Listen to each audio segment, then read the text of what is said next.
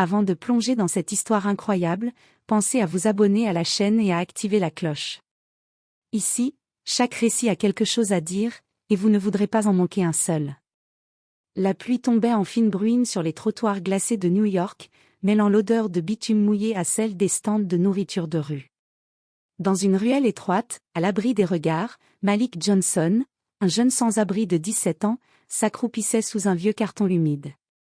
Ses mains étaient rouges et craquelées par le froid, et ses vêtements, usés et tachés, témoignaient de semaines passées à lutter pour survivre.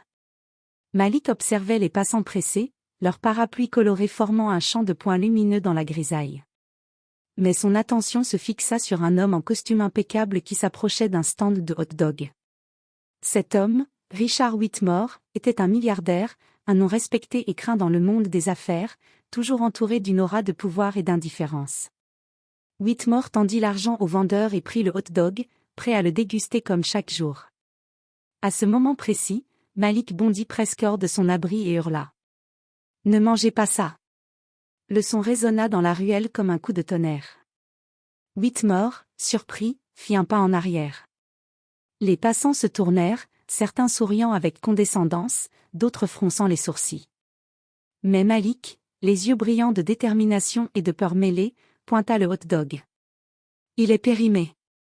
Depuis 2 jours.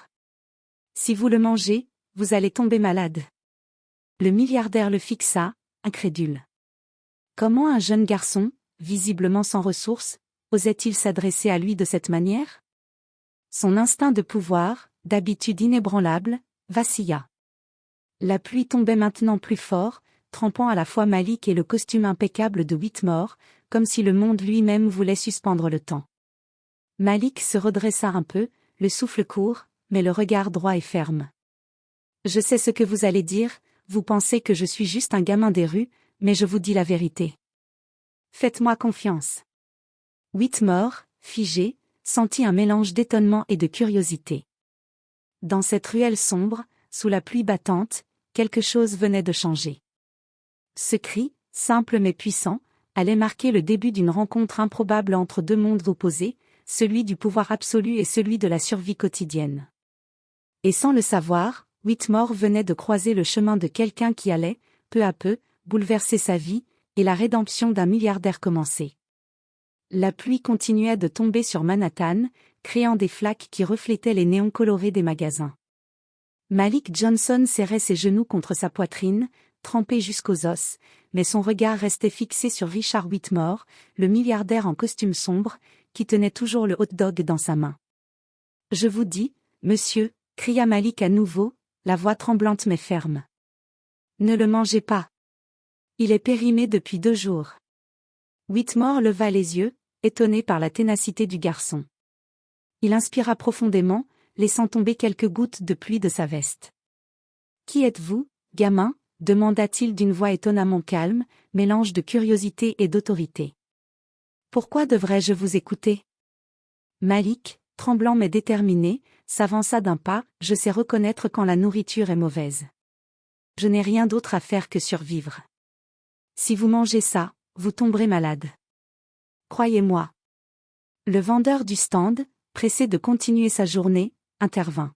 « Hé, gamin, arrête de faire le spectacle. L'homme paye pour ça. » Malik ne recula pas. Il pointa le hot-dog avec son doigt fin et tremblant. « Regardez. L'autocollant est froissé, la date est dépassée. Vous ne pouvez pas le manger. » Whitmore, curieux, prit le hot-dog et examina l'étiquette. Ses yeux s'écarquillèrent légèrement en voyant la date. Pour un homme habitué au contrôle et à la perfection, la précision de Malik était impressionnante. « Bon. » murmura Whitmore, laissant tomber le hot-dog sur le comptoir. « D'accord, tu as raison. Mais pourquoi t'intéresses-tu à ce que je mange ?» Malik hésita. Il n'avait jamais parlé à quelqu'un comme lui, et pourtant, quelque chose dans cette rencontre le poussait à dire la vérité.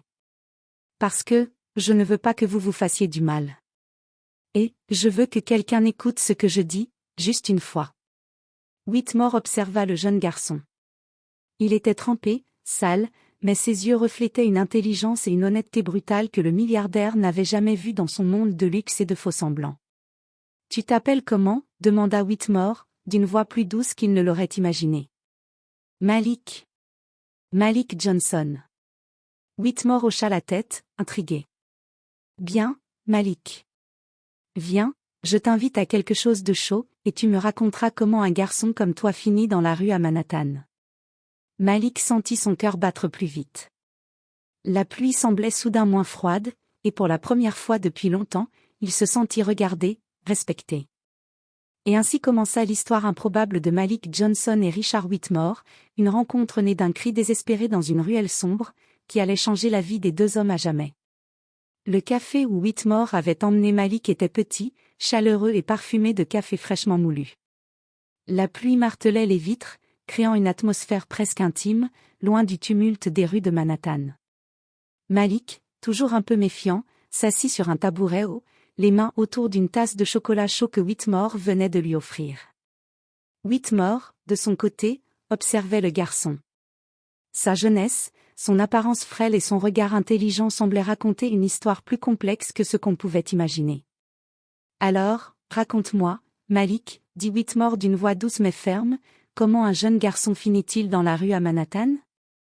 Malik baissa les yeux, jouant avec sa tasse comme s'il cherchait à se protéger. Après quelques secondes, il parla. Mes parents, ils sont morts. Un accident de voiture. Sa voix trembla. J'avais 15 ans. Et après ça, le foyer où je vivais a fermé. Je n'avais nulle part où aller. Alors, je suis devenu, ça. Whitmore sentit un pincement dans sa poitrine. Il n'était pas habitué à ce genre de vérité crue. Dans son monde, tout se contrôlait, l'argent, le pouvoir, les apparences. Mais la vie de Malik n'était que chaos et lutte pour survivre. Et tu te débrouilles comment, tous les jours? Demanda Whitmore, curieux mais inquiet. Malik haussa les épaules, un sourire triste effleurant ses lèvres. On s'habitue. On apprend à observer, à anticiper, à ne jamais faire confiance à n'importe qui, et à se protéger. Whitmore fronça les sourcils. Il avait l'habitude de manipuler les gens pour obtenir ce qu'il voulait, mais ici, face à Malik, il voyait un garçon qui avait appris à survivre sans trahir sa propre intégrité. Malik, dit Whitmore après un moment de silence, tu as quelque chose que peu de gens ont, la lucidité, la vigilance et le courage. C'est rare. Malik le regarda, étonné. Merci, je suppose. Mais pourquoi vous dites ça à moi? Je ne suis rien pour vous. Whitmore sourit légèrement, un sourire qu'il ne réservait presque jamais à quelqu'un en dehors de son cercle immédiat. Parce que parfois, les gens que nous ignorons ont plus de valeur que ceux que nous admirons. Et toi, Malik, tu viens de m'empêcher de tomber malade avec ce hot-dog. Tu m'as sauvé d'une erreur stupide, et crois-moi, ça n'arrive pas souvent. Malik sentit une chaleur dans sa poitrine, différente de celle du chocolat chaud. Pour la première fois depuis des semaines, il se sentait vu. Vraiment vu. La pluie continuait à tomber, mais à travers la fenêtre, les lumières de la ville semblaient moins froides, plus humaines. Malik comprit qu'une chance rare venait de se présenter à lui, non pas d'une charité, mais d'une possibilité de changer sa vie, de montrer ce dont il était capable, et peut-être, de trouver enfin quelqu'un en qui il pouvait avoir confiance. Whitmore, de son côté, ne réalisait pas encore à quel point cette rencontre allait bouleverser sa propre vie, ni que ce garçon, qu'il considérait d'abord comme un simple avertisseur de hot-dog périmé, allait devenir un allié imprévu et indispensable. Le lendemain matin, la pluie avait cessé, laissant derrière elle des rues encore luisantes de pluie et un ciel gris clair. Whitmore avait insisté pour retrouver Malik, cette fois à l'abri sous le porche d'un immeuble abandonné. Le garçon était là, appuyé contre le mur, observant chaque passant avec méfiance. « Salut, Malik. » Whitmore s'approcha, cette fois sans costume impeccable, mais avec une simplicité inhabituelle. « J'ai réfléchi à ce que tu m'as dit hier, et je pense que tu pourrais faire beaucoup plus que survivre. » Malik haussa un sourcil, méfiant. « Comment ça? Vous voulez juste me donner de l'argent et que je parte? » Whitmore secoua la tête. « Non. Pas de charité. Je veux te donner une opportunité. Tu es intelligent, attentif, et tu sais observer le monde comme peu savent le faire. Je veux que tu viennes travailler avec moi, temporairement. Juste pour voir comment ça se passe. Malik recula instinctivement. Travailler, avec vous? Oui. Whitmore sourit, mais son regard restait sérieux. Dans l'une de mes entreprises. Tu apprendras comment fonctionnent les affaires, comment identifier les problèmes avant qu'ils n'arrivent, et comment protéger ceux qui sont vulnérables. Le garçon secoua la tête, incrédule. Vous ne me connaissez même pas. Je suis un gamin des rues. Je ne sais pas faire ça. Whitmore posa sa main sur l'épaule de Malik. Justement. C'est pour ça que je veux que tu viennes. Le monde que tu vois tous les jours, la rue, ce que tu traverses, c'est une école que peu de gens ont. Et moi, je veux apprendre de toi autant que tu apprendras de moi. Malik resta silencieux, sentant son cœur battre plus vite. Il n'avait jamais entendu quelqu'un le traiter comme un égal, comme si son expérience de la survie avait de la valeur. Très bien. Dit-il finalement, après un long moment. Je viendrai, mais à une condition. Whitmore arqua un sourcil. Laquelle? Je ne veux pas dépendre de vous. Je ferai ce que je peux, mais je garde ma liberté. Je ne suis pas à vendre. Whitmore sourit, impressionné. Deal. Alors prépare-toi. Demain, je t'emmène dans une de mes entreprises. Ce ne sera pas facile, mais je te promets que ce sera intéressant. Malik acquiesça, une lueur d'excitation dans ses yeux. Pour la première fois depuis longtemps, il avait l'impression que quelque chose de réel, de significatif, était possible pour lui. Whitmore, de son côté, ressentait un mélange inattendu de curiosité et de respect.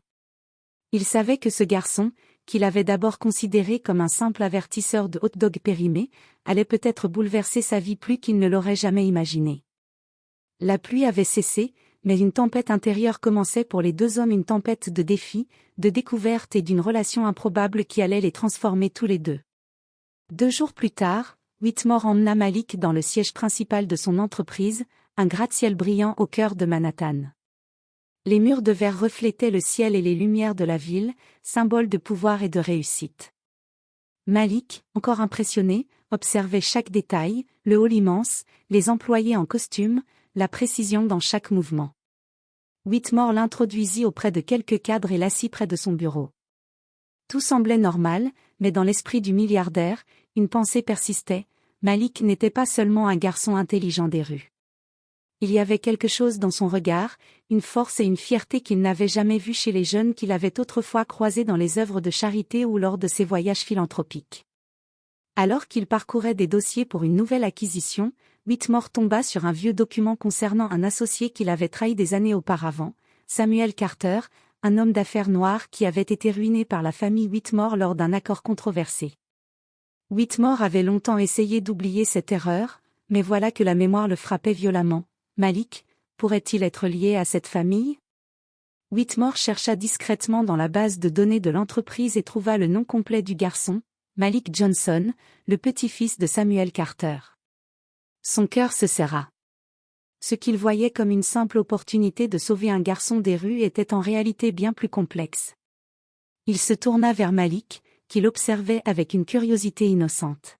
« Malik » commença Whitmore, sa voix tremblante légèrement, « je dois te poser une question, ta famille, ton grand-père. » « Samuel Carter » Malik fronça les sourcils, méfiant, « oui. C'était mon grand-père. » « Mais, vous le connaissiez » Whitmore hocha la tête, honteux, « oui. J'étais associé de ton grand-père.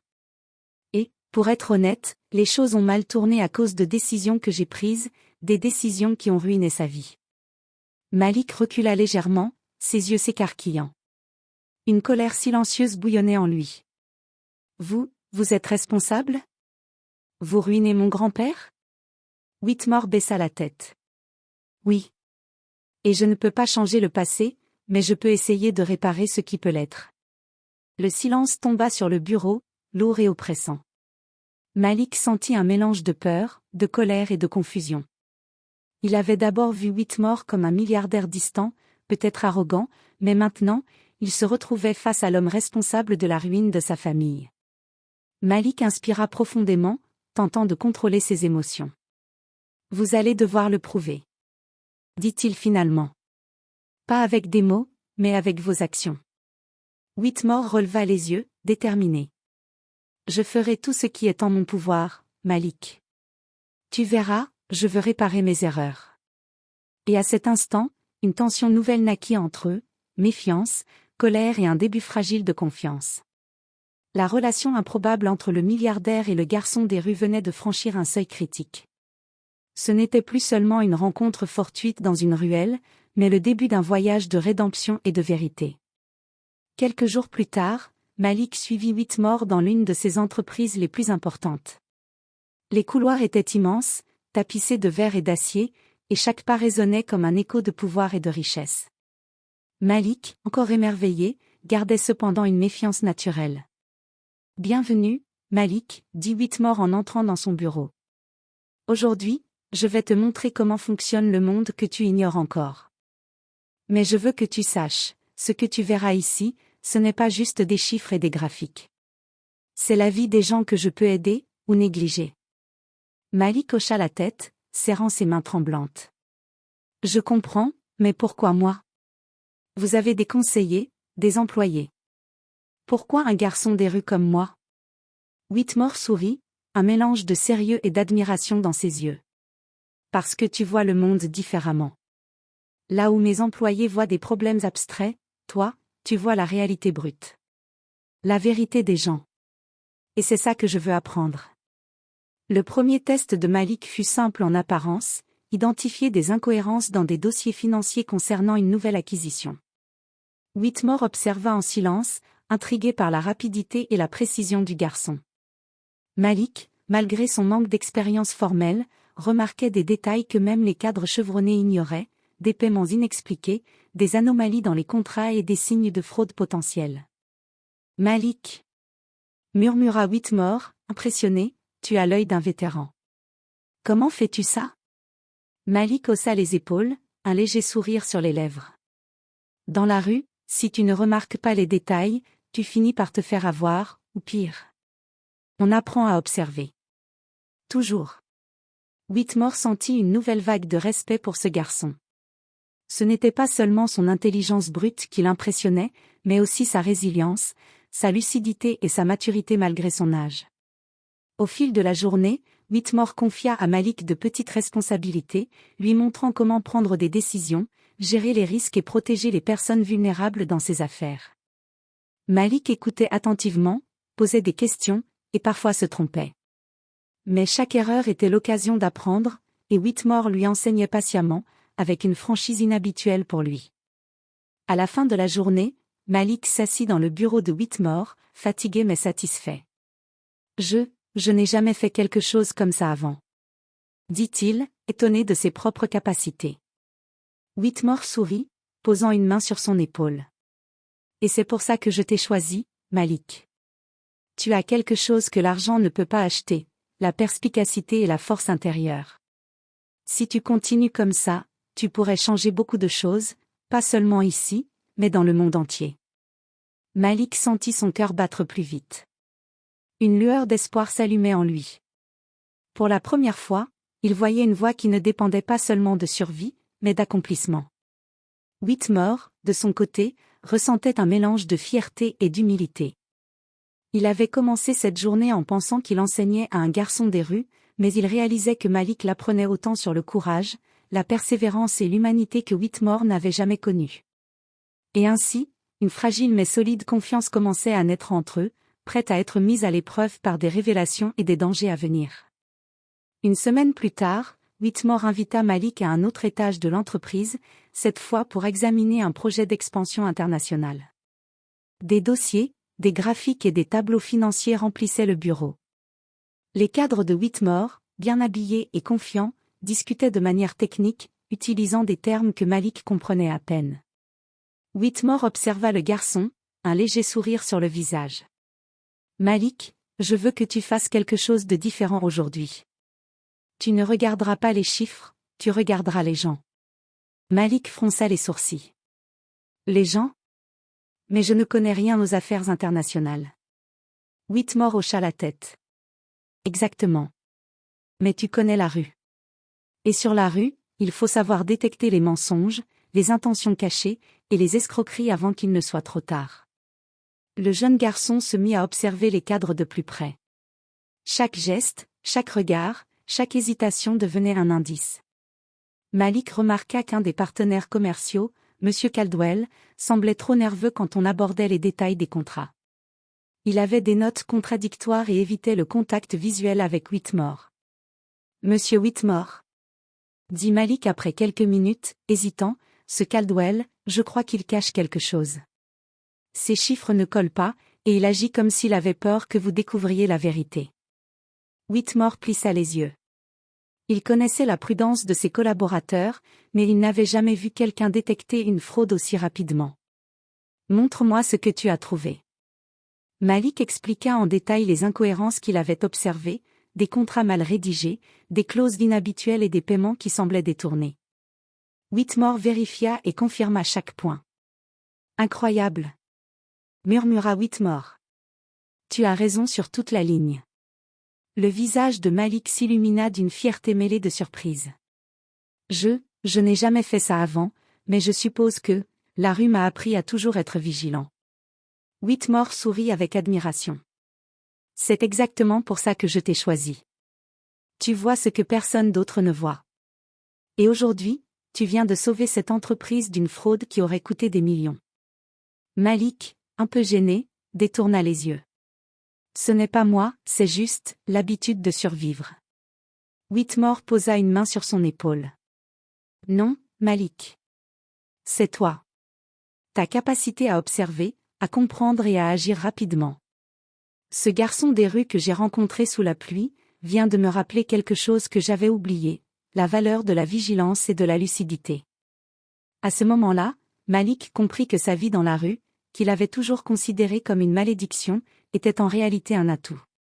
Il avait appris des leçons que l'argent ne pouvait pas acheter, et maintenant, il pouvait les utiliser pour influencer le monde d'une manière qu'il n'avait jamais imaginée. Whitmore, de son côté, sentit que sa confiance envers Malik ne faisait que croître. Ce n'était plus seulement un jeune qu'il voulait aider, c'était un allié, peut-être même quelqu'un capable de changer l'avenir de ses entreprises, en fin de compte, de sa propre vie. La relation entre eux venait de franchir un nouveau palier, le respect mutuel et la reconnaissance des compétences uniques de Malik, fruit de ses expériences de survie dans les rues de Manhattan. Après plusieurs semaines passées aux côtés de Whitmore, Malik commençait à comprendre les rouages du monde des affaires.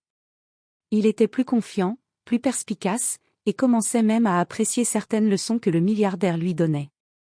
Pourtant, un sentiment de colère et de méfiance persistait en lui, enfoui sous la gratitude et la curiosité. Assis dans le bureau de Whitmore, Malik regardait par la fenêtre les rues animées de Manhattan, réfléchissant. Il sentait le poids de la vérité qu'il venait d'apprendre sur son grand-père, Whitmore avait contribué à sa ruine. Malik était partagé entre deux forces opposées, l'opportunité offerte par Whitmore et la rancune pour la destruction de sa famille. Whitmore entra, remarquant l'expression sombre du garçon. « Malik, tout va bien ?» demanda-t-il, s'asseyant en face de lui. Malik détourna le regard. « Vous ne comprenez pas. » murmura-t-il. « Vous avez détruit ma famille. Mon grand-père, vous l'avez ruiné. Et maintenant, vous voulez, quoi? Que je vous fasse confiance ?» Whitmore inspira profondément, tentant de trouver les mots justes. « Je sais que j'ai fait des erreurs graves. Mais je veux réparer ce que je peux, Malik. Je ne peux pas changer le passé, mais je peux m'assurer que toi et ceux comme toi ayez un futur meilleur. » Malik serra les poings, les émotions bouillonnant en lui. « Réparer? Vous croyez qu'$1 milliard ou un stage peut effacer la douleur de ma famille ?» Whitmore baissa la tête, silencieux un instant, avant de répondre. « Non, Malik. Je ne peux pas effacer la douleur. Mais je peux apprendre à agir correctement, et t'aider à utiliser ton potentiel pour que ce qui t'est arrivé ne se reproduise pas. » Malik resta silencieux, le regard plongé dans le vide.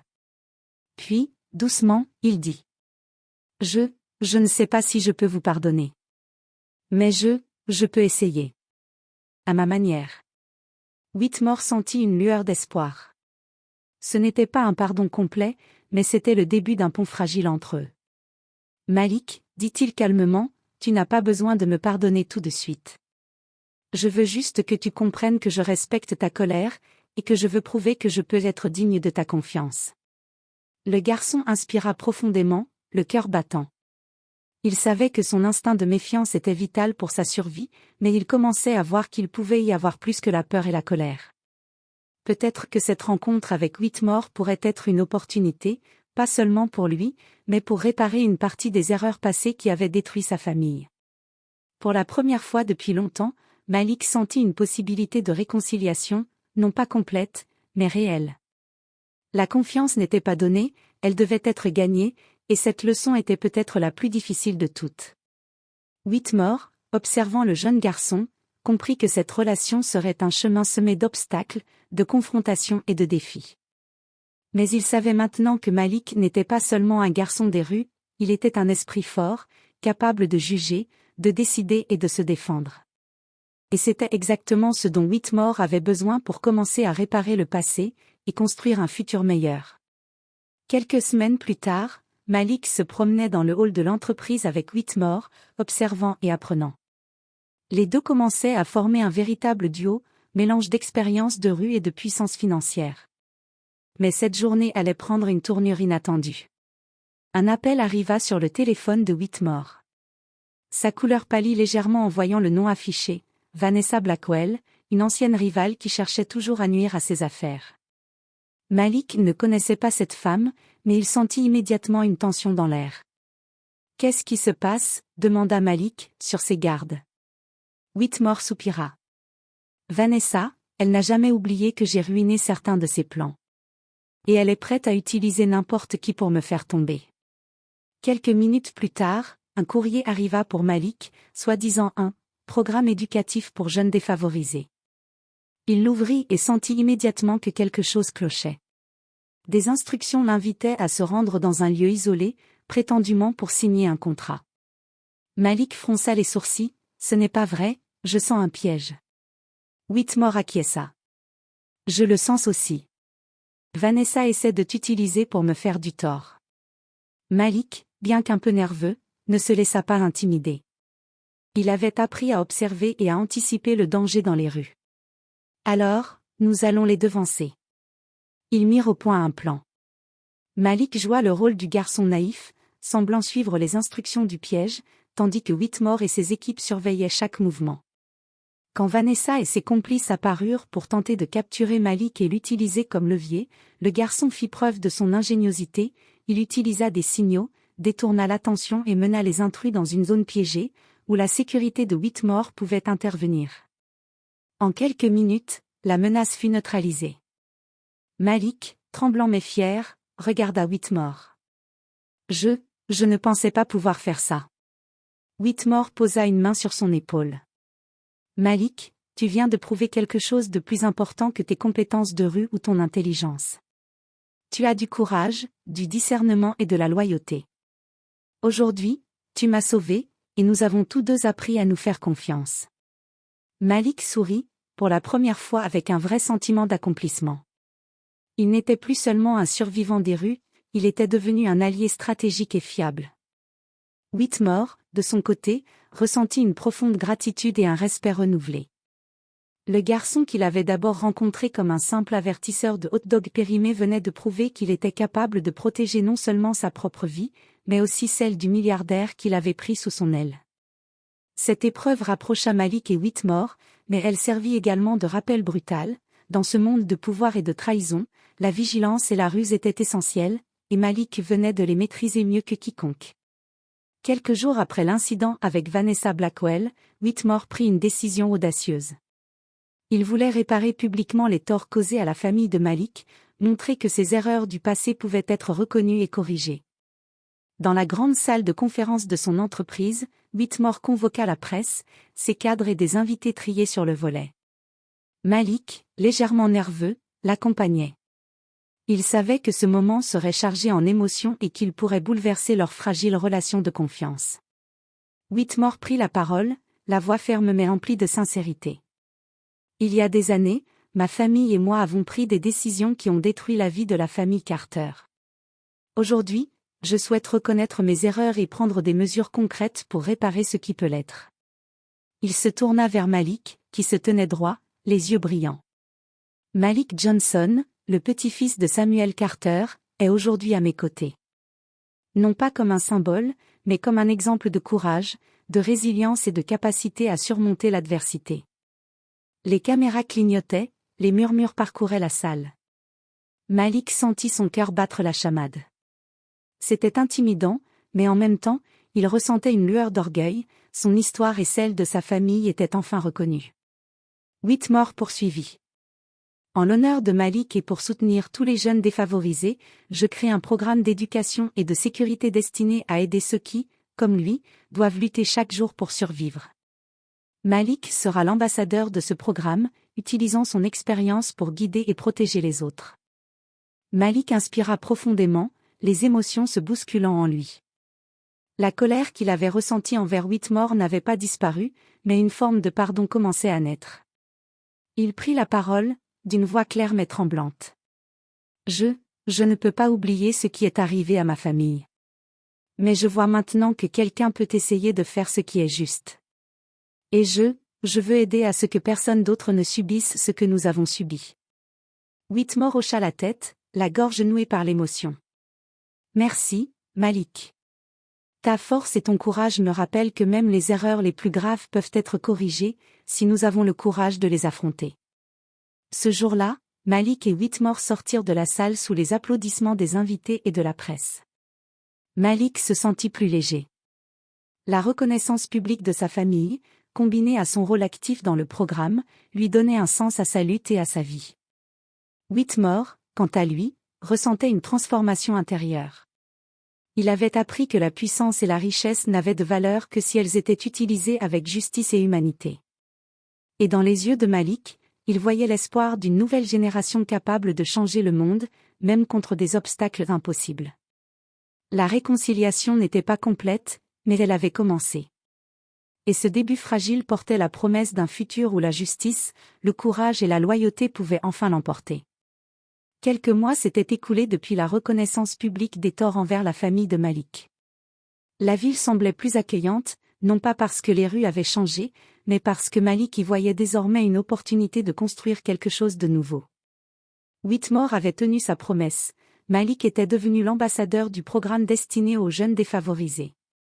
Chaque jour, il partageait son expérience, enseignait la vigilance et la résilience, et inspirait ceux qui, comme lui, avaient longtemps été ignorés. Malik, maintenant inscrit dans une école d'ingénierie grâce au soutien financier et au contact de Whitmore, découvrait un monde nouveau. Les salles de classe, les laboratoires et les projets complexes l'émerveillaient, mais il n'oubliait jamais ses racines. Chaque soir, il revenait dans les quartiers qu'il connaissait, pour enseigner, écouter et protéger ceux qui avaient encore besoin de lui. Un après-midi, alors qu'il aidait un jeune garçon à comprendre un exercice de mathématiques, Whitmore entra dans la petite salle de réunion du programme. Il observa Malik en silence, admirant le garçon qui s'était transformé en leader et mentor. « Malik, » dit Whitmore doucement, « je voulais te dire, tu m'as changé autant que je t'ai aidé. Tu m'as appris l'humilité, le courage et la vraie valeur de la vigilance. » Malik leva les yeux, souriant, mais ses yeux reflétaient la profondeur de ses expériences. Je n'aurais jamais pensé pouvoir faire une différence. Mais vous m'avez montré que même quelqu'un comme moi peut changer le monde, si on sait saisir la chance. Whitmore hocha la tête, ému. Il savait que la rédemption qu'il cherchait ne viendrait pas seulement de l'argent ou du pouvoir, mais de la manière dont il avait appris à réparer les erreurs et à donner des opportunités à ceux qui avaient été oubliés. Cette journée marqua un nouveau départ pour les deux hommes. Malik continuait de se battre pour sa communauté, tandis que Whitmore utilisait son influence pour soutenir et protéger les jeunes vulnérables. Leur amitié improbable, née d'un cri dans une ruelle et d'un hot-dog périmé, avait évolué en un partenariat puissant, fondé sur la confiance, le respect et la volonté de changer le monde. Alors que le soleil se couchait sur Manhattan, Malik observa les rues, la lueur dorée reflétant dans ses yeux pleins d'espoir. Pour la première fois depuis des années, il se sentait libre, capable de choisir son destin et de faire une différence. Et Whitmore, à ses côtés, comprit que parfois, un simple avertissement, un cri dans la pluie pouvait transformer des vies, réparer des erreurs du passé, et offrir un avenir que personne n'aurait cru possible. La rue et les gratte-ciel, deux mondes opposés, s'étaient enfin rencontrés. Et ensemble, Malik et Whitmore avaient prouvé que même les rencontres les plus improbables pouvaient changer le monde.